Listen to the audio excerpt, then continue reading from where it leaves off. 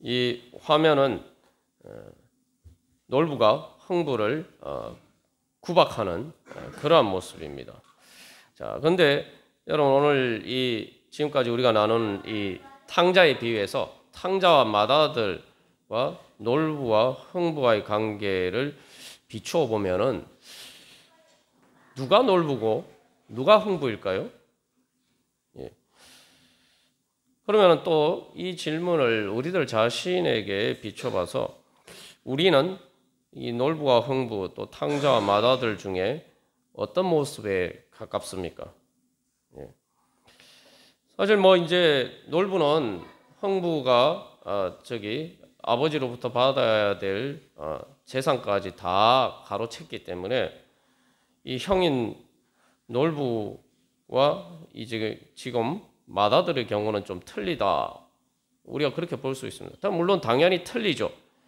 근데 여기서 이제 중요한 것은 형으로서 동생을 대하는 태도에 있어서 놀부와 맏아들 사이에 얼마나 큰 차이가 있느냐, 아니면 비슷한 모습이냐. 근데 이제 분위기를 보면은 이제 놀부가 흥부를 대하는 모습이나 맏아들이 자기의 동생을 대하는 모습이 어떻게 보면은 비슷하죠. 예. 그래서 맏아들과 이제 특별히 아버지 사이에서 모습을 보면은 이 잔치와 대비되는 분노가 나옵니다. 그래서 여기서 우리가 이제 만약에 탕자가 돌아왔는데 아버지가 만약에 돌아가시고 없었다. 그랬다면은 지금 이 장면이 어떻게 전개가 되었을지, 탕자가 돌아왔을 때 아버지가 없었다면은 이 맏아들은 자기 동생을 어떻게 대했을까? 우리가 한번 생각해 볼 필요가 있습니다. 어쨌든 중요한 것은 구체적인 경우는 틀리다 하더라도 분위기는 비슷하다는 거죠.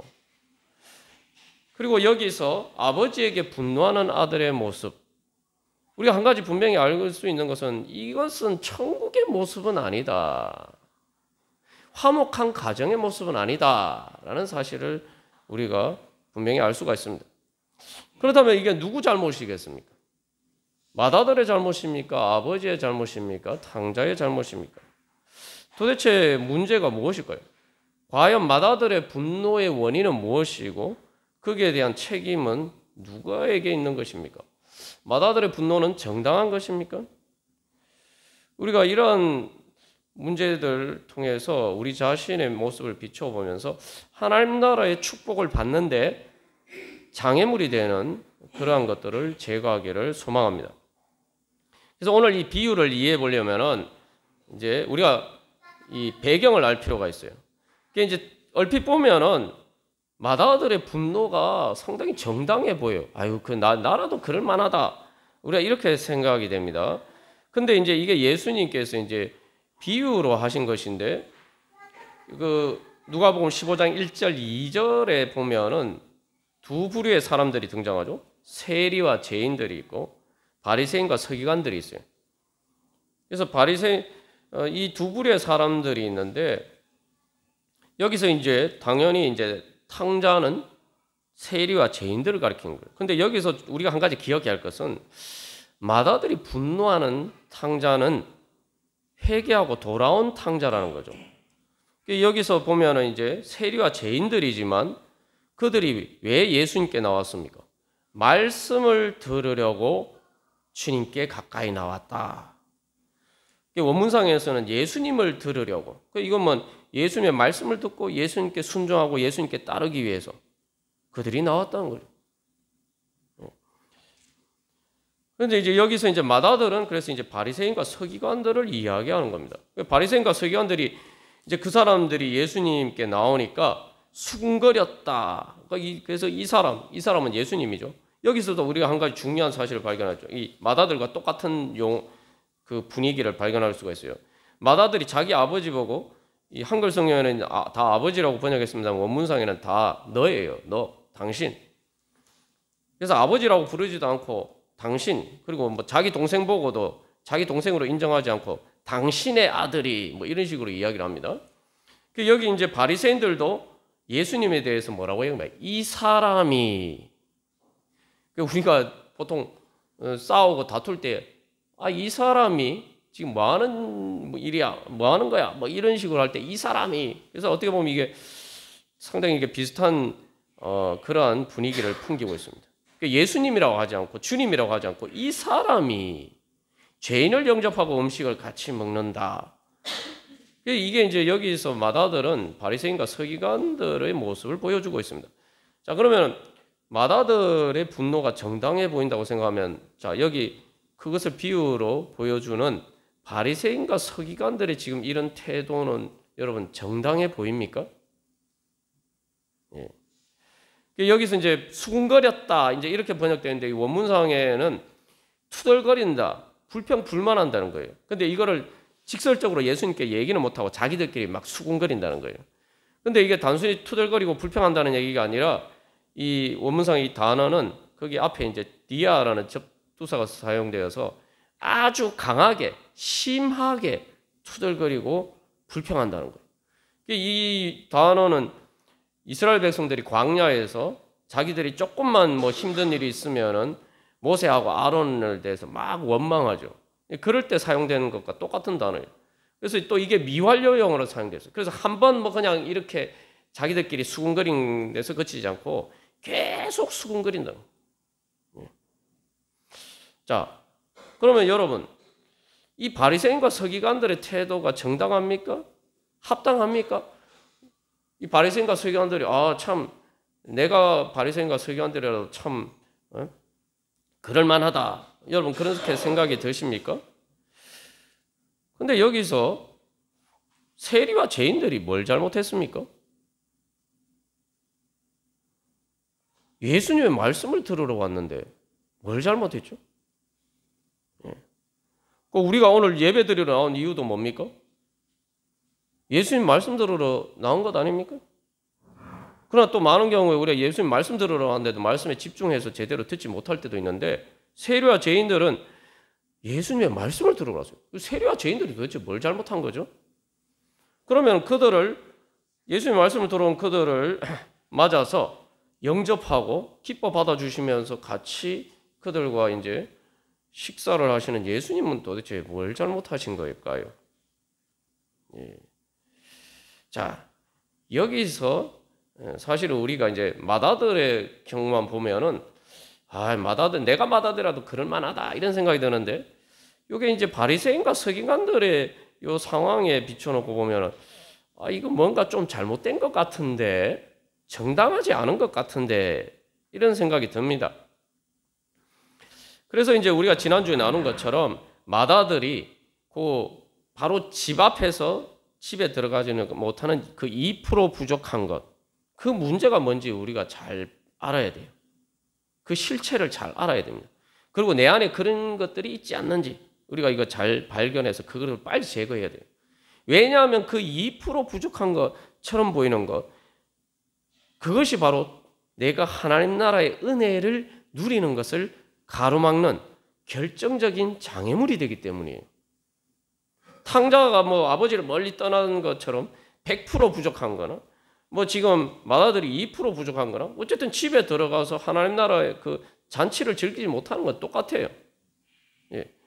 그래서 어떻게 보면은 바리새인과 서기관들 또 마다들은 자기 의무를 다하고 겉으로 보면 거의 뭐 참 완벽한 선한 사람처럼 보이지만 그러나 그럼에도 불구하고 그들이 하나님 나라의 아버지의 잔치 자리에 참여하지 못하는 또 하나님 우리로 하여금 우리에게 적용하면 우리가 하나님 아버지의 잔치, 천국의 잔치와 그 은혜를 즐기면서 누리지 못하게 만드는 결정적인 장애물을 가지고 있다라는 사실을 알 수가 있죠.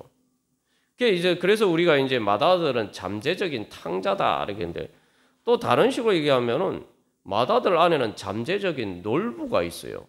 놀부 심보가 있어요. 우리가 이걸 깨달아 알아야 됩니다. 그래서 이제 뭐 아버지를 떠난 탕자와 마다들 사이에는 큰 거리가 있죠. 분명히 큰 거리가 있는 것도 사실이에요. 그러나 중요한 것은 앞에서도 이야기한 100m 떨어졌나 쳤으나 2m 떨어져 있으나 똑같이 거리가 있는 건 사실은 집에 들어가지 못하는 건 사실인데 그 근본적인 정도의 차이는 있지만 계속 그 밑바탕에 깔린 그 문제, 탕자나 맏아들이나 이사 또 바리새인과 서기관들이나 또 이 사람들에게 동일하게 여전히 존재하는 문제가 있단 말이죠. 그리고 이 문제는 우리가 신앙생활 할 때도 마찬가지예요. 내가 처음 예수를 믿을 때나 마지막 주님 앞에 갈 때나 신앙이 이렇게 쭉 성장하는 과정 안에서 계속 우리 안에 도사리고 있는 문제예요. 우리의 신앙의 성장이라는 건 그 문제들을 점점 깨닫고 해결해 가야 되는 것이죠. 그래서 그렇다면 우리가 해결해야 되는 가장 이 근본적인 문제가 뭐냐? 우리가 이것을 발견하고 그 문제들을 해결해 갈 때 하나님께서 주시는 은혜를 우리가 제대로 누릴 수가 있습니다. 그래서 이제 과정을 보면 그래요. 전체적인 과정을 보면은 나는 바리새인과 서기관들처럼 그러지는 않아. 그래서 우리가 생각할 때 이 쉽게 말하면은 뭡니까 이게? 만약 교회에 누가 왔어요. 같이 예배를 드리는데 내가 볼 때 별로 마음에 안 들어요. 마음에 안 든다는 게 뭐냐? 내가 그 사람 때문에 바리새인과 서기관들처럼 그 사람 때문에 내가 투덜거리거나 불평하진 않아요.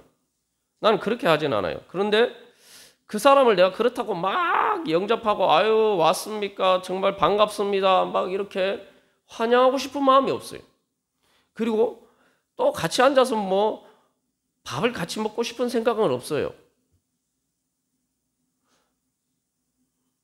그런데 이게 이제 조금 더 이제 발전하면은 나는 저 사람 싫은데 왜 저 사람 왜 교회 나왔지? 왜 저 사람하고 같이 예배 드려야 돼? 저 사람하고 같이 밥 먹어야 돼? 막 이렇게 막 불평불만하면서 또 수군거리는 과정으로 발전할 수도 있죠. 근데 이게 한 걸음 더 나가면 이제 맏아들은 사실 바리새인과 서기관들은 수군거리는 정도에서 그쳤는데 맏아들은 분노를 폭발합니다. 분노가 폭발해요.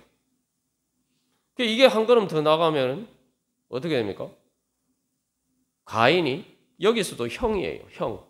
형인 가인이 아벨을 죽이죠. 물론 아벨은 의인이고 탕자는 죄인이니까 다르다 생각할 수 있지만 중요한 건 가인처럼 분노가 폭발해서 결국은 바리새인과 서기관들이 지금은 불평 불만하고 수군수군대는 정도에서 그치지만 결국 예수님을 이 불평과 불만이 분노로 폭발해서 예수님 십자가를 못 박아 죽였단 말이죠.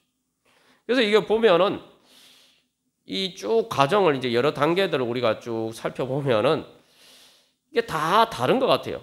큰 차이가 있는 것 같은데 근본적으로 그 마음에 도사리고 있는 사람들과의 장벽의 문제가 있어요. 도대체 그 장벽이 뭐냐? 문제는 그 장벽이 단순히 사람들과의 장벽이라고 우리가 생각하는데 그 장벽 때문에 하나님 아버지께서 주시는 은혜를 제대로 누리지 못한다는데 이게 문제가 있다는 거예요. 여기서 보면 그러면 사실 이게 맏아들이 분노하는 이유는 탕자 때문이 아니에요? 탕자와의 관계인 것처럼 보이는데 지금 여기 대화는 맏아들과 아버지 사이의 이 관계란 말이죠. 그래서 맏아들과 아버지 사이의 대화인데 그래서 맏아들은 아버지에게 분노하고 있어요. 그래서 이게 하나님 아버지와 결국은 뭐예요? 탕자와의 마음의 장벽이 있으니까 자기 아버지와도 장벽이 생겼다는 거예요. 이게 이 문제입니다. 그러니까 우리가 이걸 잘 깨닫지 못하기 때문에 하나님의 은혜를 제대로 누리지 못하는 거예요. 사람들과의 관계니까 상관없다 이렇게 생각하는데 물론 내가 하나님은 내가 얼마나 사랑하고 내가 하나님을 기뻐하고 즐거워하고 내가 하나님께 감사하지 이렇게 당연히 생각하죠. 교회 나와보면 예수 믿는 사람도 다 그렇게 생각하죠. 근데 사람들과의 관계에 있어서 문제가 사람들과의 관계에서 장벽의 문제가 하나님 아버지와의 관계에서의 장벽이 된다는 사실을 하나님 아버지의 은혜를 받는데 장애물이 된다는 사실을 우리가 미처 생각하지 못할 때가 많다 이 말이죠. 우리가 그래서 이걸 심각하게 생각하고 우리의 이런 문제들을 바꿔야 돼요. 나는 하나님한테는 안 그래 이렇게 생각하고 끝날 문제가 아니에요. 그래서 여기서 이제 근본적으로 우리의 마음의 틀이 바뀌어야 됩니다. 그래야 하나님 나라의 은혜를 누리고 내가 행복해질 수가 있습니다. 그래서 오늘 이 마다들의 문제를 우리가 살펴보는 이유는 우리가 대부분 탕자라고 생각하지는 않는다 이 말이에요. 그렇지 않아요? 여러분들은 내가 탕자와 같은 죄인이다 뭐 이렇게 생각하십니까? 내가 세리와 창녀와 같은 죄인이다. 우리가 보통 이렇게는 생각하지 않아요. 나는 마다들과 같은 사람이다. 그래도 크기에 가깝다 이렇게 우리가 생각하기 때문에 이 마다들의 문제를 우리가 깊이 이렇게 살펴보고 그 속에서 내가 하나님 나라의 천국의 은혜를 누리지 못하는 이 근본적인 문제가 뭔지 이걸 발견해야 된다는 거죠. 예. 그래서 이것은 하나님 나라의 은혜를 누리는 문제라지만 이 땅에서 또 우리 삶에서 우리의 가정에서 우리 교회에서 우리의 삶에서 하나님 나라의 행복을 누리는 문제인데 이게 다른 말로 하면은 그것은 궁극적으로 천국에 들어가는 믿음의 문제예요. 이게 똑같은 문제예요. 그래서 우리가 하나님 나라에 들어간다라고 할 때 여러분 하나님 나라에 어떻게 들어갑니까? 이 신앙생활을 오래 했는데도 제가 여쭤보면 아유 목사님 저는 죄를 많이 지어서 참 저는 죄인이기 때문에 참 하나님 나라에 들어갈 수 있을지 뭐 잘 모르겠네요. 뭐 자신 없게 이야기하시는 분들이 종종 있어요. 그 어떻게 보면은 겸손하고 뭐 좋은 태도인 것처럼 보이는데 중요한 거는 복음의 진리, 근본적인 진리를 모르는 말이에요. 여러분 하나님 나라에 어떻게 들어갑니까? 내가 착한 일을 많이 해서 내가 착해지면은 하나님 나라에 들어갈 수 있습니까? 그렇게 믿으면 하나님 나라에 못 들어갑니다. 오늘 마다들이 그런 거예요. 나는 아버지한테 이만큼 했는데 나는 내 의무를 다 했는데 그러니까 뭐예요? 그걸 내세우다 보니까 집에 못 들어가잖아요. 우리가 천국에 가는 것은 말 그대로 예수님을 믿는 믿음으로 가는 겁니다. 이 부분이 정확하지 않으면 여러분 천국 못 갑니다. 여러분 진지하게 생각해야 돼요. 열심히 기도하고 신앙생활해도 내가 착한 일을 많이 해서 천국 가는 게 아니고 믿음으로 오직 하나님의 은혜로 내가 천국에 갈 수 있다. 여러분 그게 확실하게 믿어야 돼요. 그래야 천국 갈 수 있습니다. 자, 그러면은 믿음이 뭐냐 그러면은 믿음으로 천국 간다는 게 도대체 뭐냐? 이 믿음이 뭔지 제대로 알아야 돼요. 그 믿음은 말 그대로 하나님의 은혜를 믿는 믿음입니다. 내 행위나 내가 막 마다들처럼 내가 이만큼 이렇게 했는데 이 정도면 내가 당연히 아버지의 아들로 인정받을 만한 자격이 있지 않습니까? 이렇게 이야기하는 행위나 공로를 내세우는 자기 의의를 내세우는 거죠. 그건 믿음이 아니에요. 그건. 믿음은 하나님의 은혜를 믿는 믿음이에요. 나는 죄인이고 정말 나는 자격이 없는데 오직 하나님께서 그냥 공짜로 말 그대로 공짜로 나에게 은혜를 베풀어 주셔서 내가 천국에 갈 수 있다. 그거 믿는 게 믿음입니다. 목사님 그거 우리 다 아는 거 아닙니까? 뻔히 다 아는 건데 새삼스럽게 말씀하시냐 이렇게 생각할 수 있어요. 근데 중요한 거는 우리가 그 은혜를 믿는 믿음으로 살아가느냐의 문제예요. 은혜를 믿는 믿음으로 내가 정말 그런 믿음으로 살아가느냐. 그 믿음이 내 삶을 결정하느냐. 오늘 마다들은 그런 은혜에 대한 믿음이 없어요. 그래서 그 아버지의 잔치 자리에 못 들어가는 겁니다. 그래서 은혜를 믿는 게 뭐냐? 하나님이 이게 얼마나 축복입니까? 하나님 나한테 은혜를 주셔야 된다. 이렇게 생각하면 오늘 마다들은 아버지에게 문제가 있다고 생각해요. 탕자도 문제가 있지만 아버지가 문제다 이렇게 생각해요. 근데 은혜를 믿는 믿음은 이 한마디로 말하면 이겁니다. 은혜를 믿는 믿음은 뭐냐? 하나님 아버지한테는 문제가 하나도 없어요. 나를 위해서 예수님까지 아끼지 않고 주신 모든 은혜 다 준비해요. 그러면 내가 은혜를 못 누리는 이유가 뭐냐? 다 나한테 문제가 있다는 거. 요게 은혜를 믿는 믿음입니다. 자꾸 우리가 그런데 하나님 앞에 이스라엘 백성들이 광야에서 조금만 자기 마음에 안 들면 하나님 원망하고 불평하죠. 예. 우리가 그럴 때가 많아요. 예. 문제가 항상 하나님께 있다고 생각해요. 그러니까 문제가 해결 안 되는 겁니다. 하나님께 문제가 없는데 자꾸 하나님께 문제가 있고 나는 자기 문제를 생각하지 않으니까 문제가 해결이 안 되는 거예요. 근데 이게 또 복음입니다. 소망이에요. 왜냐하면 하나님께 문제가 있으면은 우리가 하나님을 어떻게 바꿉니까? 우리가 인간관계 할 때도 다른 사람 바꿀 수 있습니까? 다른 사람 못 바꾸죠. 내 마음대로 어떻게 바꿉니까? 그게 될 것 같으면 세상에 뭐 걱정할 일이 뭐가 있겠어요? 근데 하나님을 어떻게 바꿔요? 예? 근데 하나님을 바꿀 필요가 없어요. 다른 사람 바꿀 필요가 없어요. 내가 바뀌면 되는 거예요. 내 문제이니까 내가 바뀌면 된다. 그러면 이게 제일 쉬운 문제가 되는 거 아닙니까? 안 바뀌려고 하는 다른 사람을 자꾸 바꿔서 내가 행복하게 한다. 어떻게 그게 가능합니까? 나도 안 바뀌는데 자꾸 다른 사람 바꿔서 내가 행복해지려고 한다. 말이 안 되는 얘기. 근데 내가 바뀌면 된다고 생각하면 소망이 생기는 거예요. 내 믿음에 달려있네. 그게 믿음입니다. 네. 그래서 근본적으로 맏아들과 은혜를 믿는 믿음의 근본적인 차이가 맏아들은 문제가 아버지에게 있고 탕자에게 있다 이렇게 생각해요. 근데 문제는 맏아들에게 있어요. 아니 아버지가 잔치에 들어가지 말라고 막았습니까? 아버지는 들어가자고 하잖아요.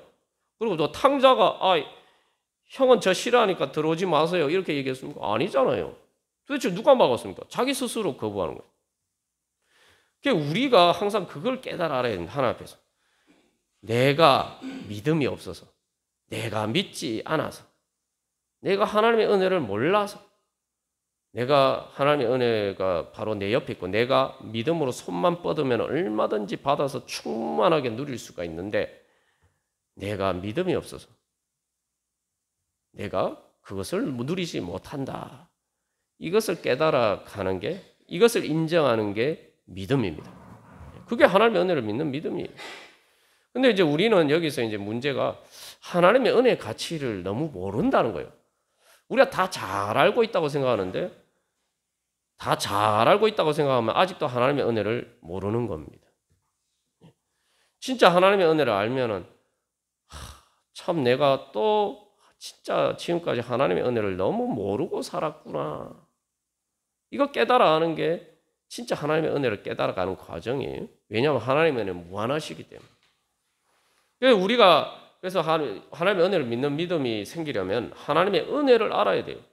근데 여기서 하나님의 은혜를 안다는 것은 하나님의 은혜의 가치를 아는 겁니다. 좀 더 정확하게 이야기하면 하나님의 은혜를 깨달아 아는 것은 오늘 우리가 찬양할 때 십자가 내가 처음 볼 때 내 눈이 밝아져서 그 천국의 기쁨이 영원하다 이렇게 고백하잖아요. 그래서 내가 은혜의 가치를 아는 것은 내 믿음의 눈이 뜨여진다는 게 뭐냐? 내 계산 틀이 바뀌는 거예요. 계산의 틀이 바뀌어야 돼요. 은혜를 정말 이렇게 정확하게 계산을 해보고 그 가치를 제대로 아는 거예요. 그래서 오늘 설교 제목처럼 은혜의 이해타산에 눈을 떠요. 이해타산하는 게 뭐가 나에게 이익이고 손해인지 계산하는 거 아닙니까? 그렇게 계산해 보는 결과 은혜가 얼마나 현실적으로 나에게 이익인지 계산해 보니까 알겠다. 이렇게 되는 게 은혜를 깨달아 아는 거예요.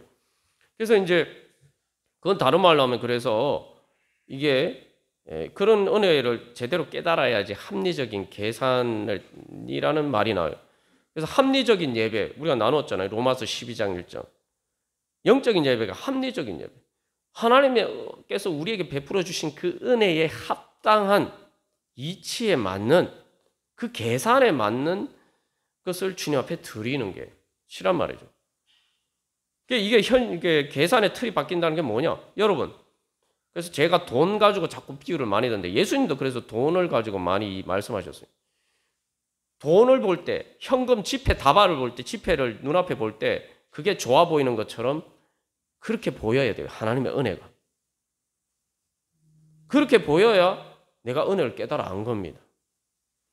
그러니까 하나님의 은혜에 대해서 예수님께서 비유를 들으시고 1만 달란트 비유하셨는데 1만 달란트 제가 여러 번 말씀드려요. 요즘 돈으로 환산하면 기본적으로 한 10조 원 정도 되는데 10조 원. 그래서 여기 10조 원이라는 되는 돈이 지폐로 실제로 여기 쌓여 있으면 여러분 제가 계산 안 해봐도 10조 원 정도 되는 돈을 그 지폐로 5만 원짜리 지폐로 쌓으면 얼마나 많을 거예요. 그걸 눈앞에 본 것처럼 그렇게 하나님의 은혜에 대해서 눈이 하나님의 은혜가 그렇게 보여야지 그게 하나님의 은혜를 깨달아 아는 겁니다. 그래서 이 계산의 틀이 바뀌어야 돼요. 그래서 이제 컴퓨터 프로그램도 뭐 연산장치라고 그래요. 연산이란 계산이에요. 그러니까 내 머리를 지배하는, 내 삶을 지배하는, 내 생각과 감정과 의지와 내 몸의 행동을 지배하는 이 계산의 틀이, 프로그램이 바뀌어야 돼요. 은혜를 제대로 깨달아 알고 제대로 계산할 줄 아는 그러한 틀로 바뀌어야지 우리가 그만큼 하나님의 은혜를 실제로 누릴 수가 있습니다. 그래서 이게 뭐 어렵지 않아요. 딱 실제로 여러분 실험을 해보십시오. 여기 5만 원짜리 지폐 갖다 놓고 한 장 갖다 놓고 야 이거하고 하나님의 은혜 어느 게 더 좋아 보이냐. 실제로 내 마음에 막 탐스럽게 보이는 걸 계산을 해봐야 돼요.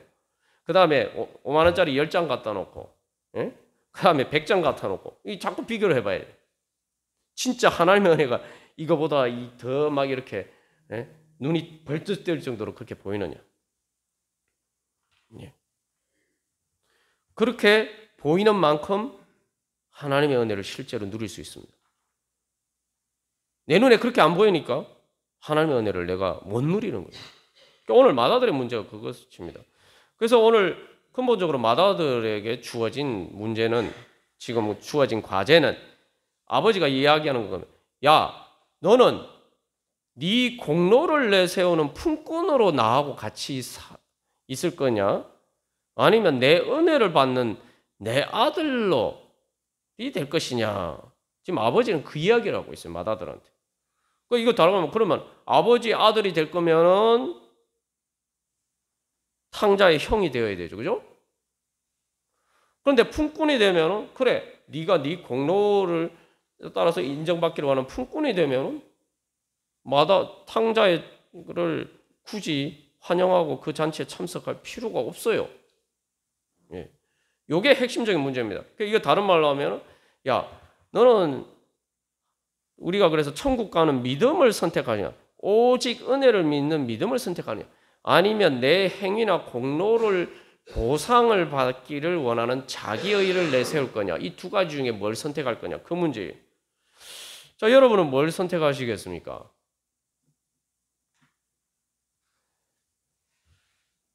맏아들이 여기서 맏아들이 분노했다 그러는데 도대체 이 맏아들이 왜 분노했을까요? 우리가 얼핏 보면은 맏아들 내가 맏아들이라도 참 분노할 만하다 그렇게 생각이 되는데 이 정말 우리가 실제로 계산을 한번 계산기를 두들겨 보면은 진짜 이 맏아들의 분노가 정당한 걸까요? 아버지가 불공정한 걸까요? 도대체 이 맏아들의 마음의 근원에서 치솟는 분노 이 분노의 정체를 알아요.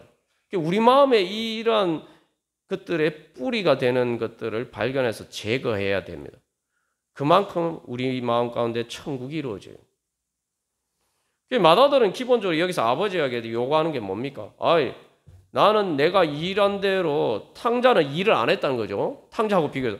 탕자는 일 안 하고 저기 딱 가서 뭐 아버지 집에서 일도 안 하고 다 재산 다 날렸는데 아니 나는 아버지 집에서 열심히 일한 나하고 지금 이렇게 이 대우가 다르면 됩니까? 이거 아버지 불공평한 거 아닙니까? 이렇게 얘기해요. 그래서 여기서 지난번에 나온 거 29절에서 아버지를 섬겼다. 이게 둘료라는 말인데 둘로스, 노예, 종이라는 말에 바로 이 동사에서 나왔죠.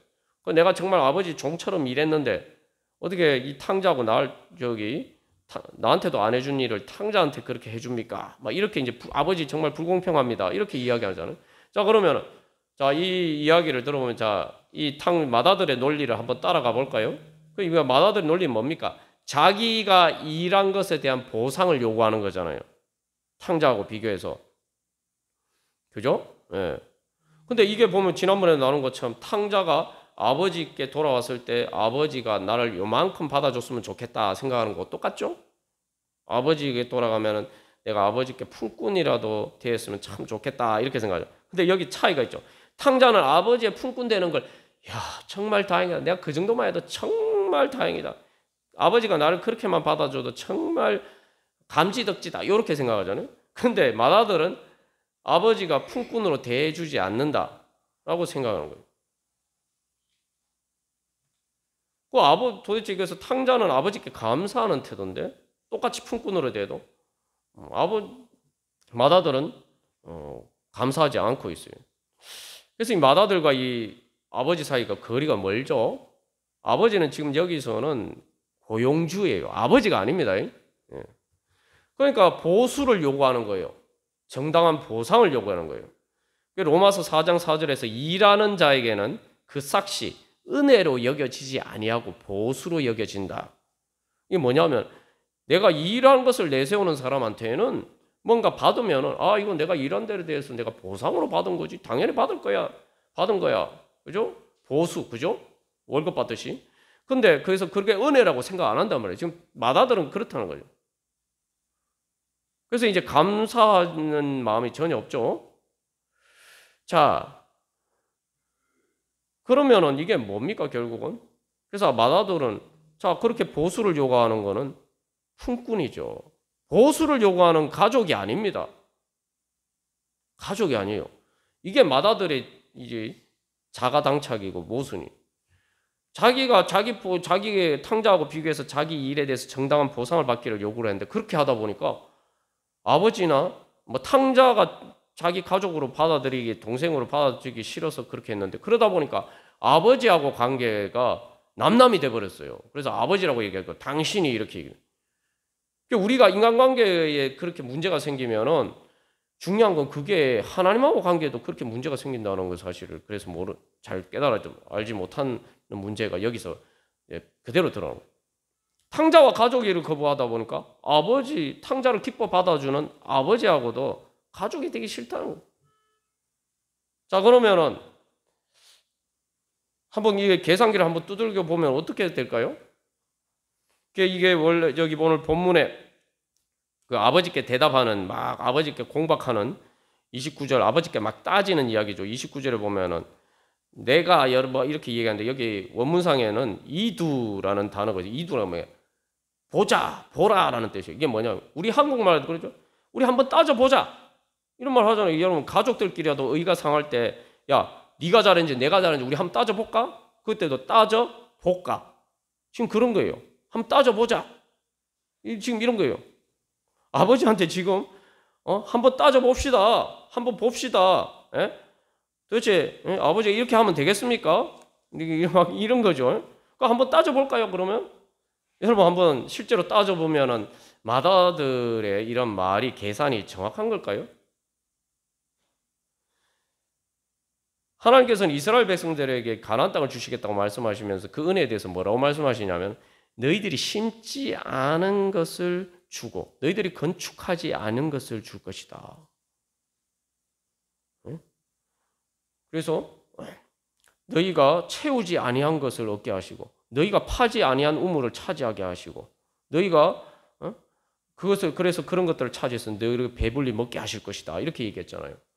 지금 맏아들은 탕자를 이야기할 때 이런 거예요. 야, 저 탕자는 자기가 심지도 않고 자기가 일하지도 않았는데 막 저렇게 막 배불리 먹고 누리네. 잔치를 누리네. 이건 참을 수가 없다. 뭐 이런 거 아닙니까? 그죠? 근데 여러분, 우리가 지난번에 나눈 것처럼 그 맏아들은요, 그러면 맏아들은 재산 상속 안 받습니까?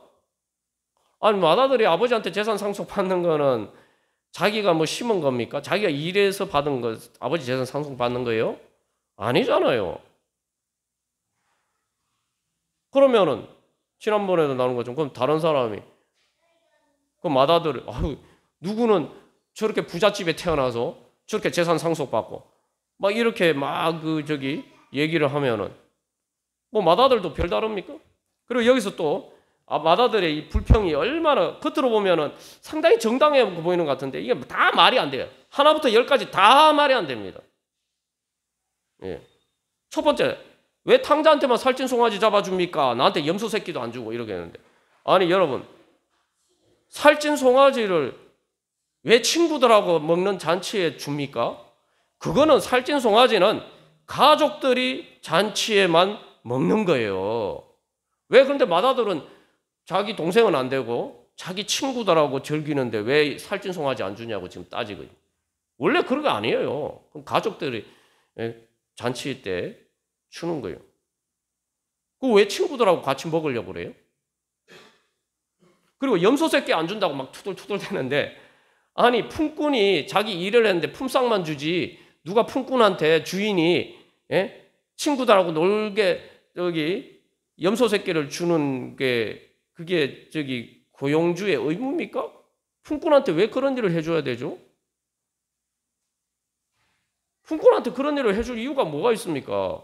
근데 지금 이게 보면은 아니 맏아들은 자기를 일하는 걸 비교해가지고 자기 일한 것에 대해서 제대로 보상 안 해줘도 불공평하다고 막 따지는데, 가만히 보면 전부 아버지한테 요구하는 거는 아버지한테 안 해줬다고 불평불만하는 거는 뭐예요?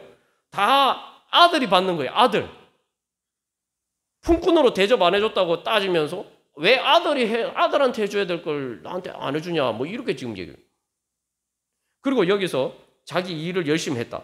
그 아버지를 위한 겁니까? 그 재산을 해서 잘 불리면 그 누구 거예요? 다 자기 재산이죠. 그게 무슨 아버지 겁니까? 자기 일을 하고 왜 자기 일을 보상을 아버지한테 요구합니까? 자기 좋은 일 해놓고. 아버지의 살림이라고 얘기했는데, 지금 자기가 사는 거는 아버지와 아들하고 지금 같이 살잖아요. 그리고 아버지 지금 탕자는 자기 목 다 챙겨갔기 때문에 지금 아버지의 모든 재산은 다 자기 거예요. 자기가 상속받을 거예요. 그 자기 재산이에요. 자기 살림이에요. 근데 자기 살림을 위해서 자기가 열심히 일해놓고 왜 그 아버지가 보상 안 해주냐고 지금 그러면 이거 황당한 일 아니에요? 거기다가 결정적으로 중요한 것은 아버지의 권한을 침해하고 있어요. 원래 이제 재산을 죽으면 이제 상속받는데 생전 증여, 살아있을 때 이제 부모가 이렇게 그 재산을 주더라도, 그러니까 아버지 살 동안, 부모가 살 동안 이 살림이 있어야 될 거 아닙니까? 그래서 이제 생전 증여의 경우에는 아버지의 수익권을 인정해요. 그래서 이 재산에 대한 그 수익의 권한은 다 아버지에게죠. 근데 지금 탕자에게 잔치 벌여준 게 지금 맏아들 거로 잔치를 벌여준 겁니까? 아니에요.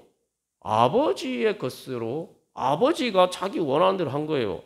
그런데 왜 지금 아버지 재산, 아버지가 자기 원하는 대로 썼다고 해서 지금 따집니까? 그래서 이게 한마디로 해서 저기 마태복음 20장 15절에도 그런 게 나오죠. 일찍 일한 사람도 한 데나리온, 늦게 온 사람도 한 데나리온 주니까 일찍 온 사람들이 왜 똑같이 한 데나리온 전에 불공평하다 이렇게 얘기하니까 그 주인이 이렇게 내 것을 가지고 내 마음대로 하는데 왜 너희들이 이 뒤에 온 사람들도 먹고 살아야 될 거 아니야. 한 데나리온은 있어야 하루 먹고 사는데, 그래서 내가 불쌍하게 생각해서 다 한 데나리온 줬는데 네가 왜 그거 가지고 10이냐? 이제 이게 내가 선하기 때문에 네가 날 악하게 보냐? 이렇게 얘기해. 거기다 더 황당한 결정적인 문제가 있습니다. 뭐냐면 여기서 그래서 예수님 비유를 하실 때 맏아들이라고 했어요. 맏아들. 탕자는 동생으로. 유대인의 율법에서 보면은 맏아들은 동생의 다른 형제들, 동생들의 2배 몫을 상속받게 되어 있어요. 그러면은 탕자하고 비교하면은 맏아들이 정당한 것 같습니까? 아닙니다. 탕자 입장에서 보면 진짜 억울한 거예요. 아니 자기가 먼저 태어났다고 해서 왜 나는 자기 반밖에 못 받아? 아니 이 형은 말이야, 먼저 태어났다고 해서 내가 받는 재산에 2배를 받네? 이거야말로 기득권, 생득권 아닙니까? 태어나면서부터 받는. 그래놓고 지금 맏아들이 탕자보다 2배 재산을 받는, 상속받는 맏아들이 지금 탕자 보고 자기 비교해가지고 자기 불공평하다 이렇게 생각하면, 이야기하면 이게 뭐 말이 됩니까? 여기서 결론적으로 그럼 도대체 맏아들이 무슨 손해를 받나? 맏아들이 도대체 뭔 손해를 봤어요?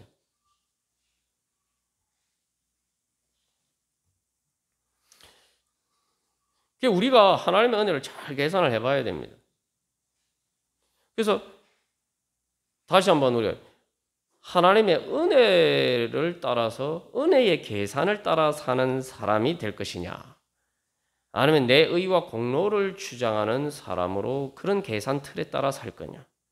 여러분, 후자를 따라 사니까 가정이 항상 불화하죠.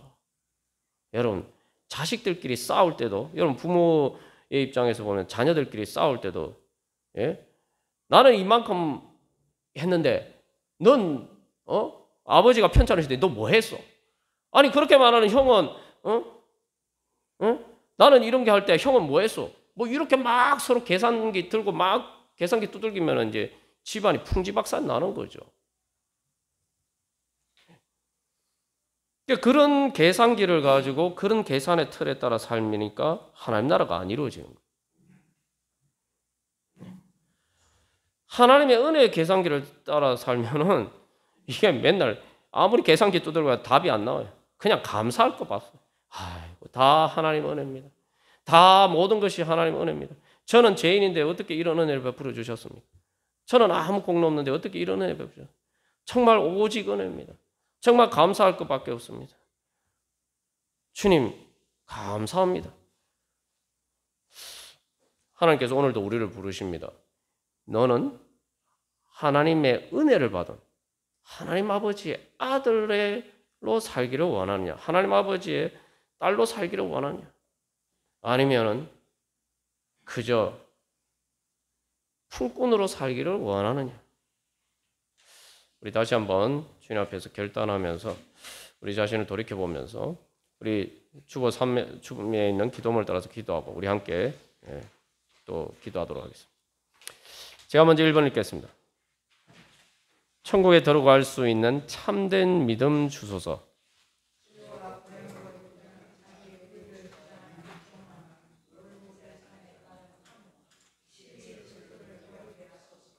저는 품꾼의 대가가 아니라 품꾼의 여기 대가입니다. 품꾼의 대가가 아니라 오직 하나님 우리 아버지의 자녀로 살아가는 은혜만을 원합니다.